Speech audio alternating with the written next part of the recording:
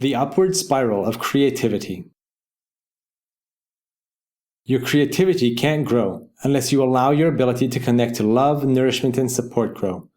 Without being internally connected to love, you won't find the power to heal old wounds and open your heart to the pleasures as well as to the pains of life. You must cultivate a strong experience of connection, or your strength and ability to truly feel will fade, and with it, your creativity. Because your creations arise from the silence in your heart when it is open to feeling. But to feel in this way, connection isn't enough. You also need a powerful vision. Without vision, you will never be motivated enough to endure what you feel. Without vision, you won't have a strong enough need. And while the power to heal comes from your internal pillar of connection, the power and drive to endure the healing comes from your vision. Without the pillar of receptivity, you will never make space in your life for those times when your heart needs attention, when you just need to stop and feel and cry tears of joy, pain, letting go, or relief. You will never really stop to appreciate the miracles in your life. Without receptivity, you will never fully understand that creativity flows when it has time and a safe place. You must be receptive to support and trust the perfect timing of your creation coming into being. Because really, what choice do you have? Your heart is not something that can be rushed. Your heart is the pacemaker of your soul. Receive its wisdom and trust the timing will be perfect. But be careful, because without a passionate vision, giving your heart time to feel can also become an excuse to procrastinate. To avoid this trap, remember, there is nothing more powerful than clear action taken in the direction you want your life to go in, no matter how small or even symbolic the action is, and even if your creativity isn't fully flowing. It's an upward spiral. Take a small action, feel everything that comes up for you around that, and the momentum will start to open your heart more and more to your natural creativity. And of course, don't forget to be receptive to support, both in the form of inspiration from within and from other people in your community. It's clear, without receptivity, you will never be strong enough to create or open to the knowledge of how to create, what action to take towards your vision.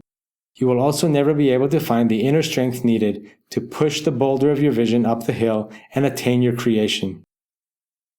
If you can't receive spaciousness into your life and trust the organic timing of the universe, you will exhaust yourself trying to push against a rock that's still halfway buried in the earth.